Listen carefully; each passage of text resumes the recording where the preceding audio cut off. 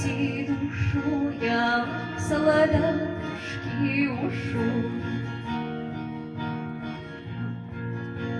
Солдатам какая жизнь, повязут только держи. Сумочки загрохают, родители заохают.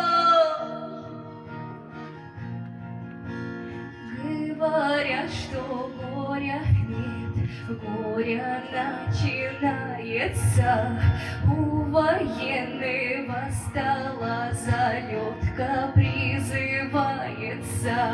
Ох, залетка, дорогой, и как могли тебя призвать? И куда ж такой молоденькой поедешь воевать?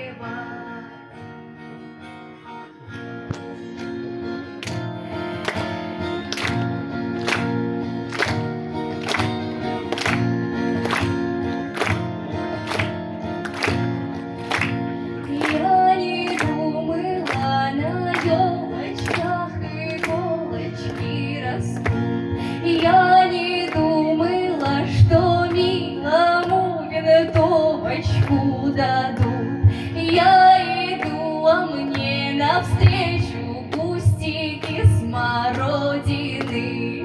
Это миленькая уехала на защиту Родины.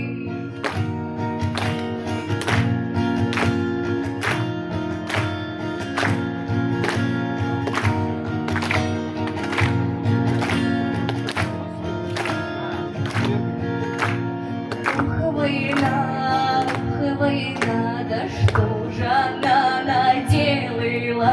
Угнала милого на фронт румяный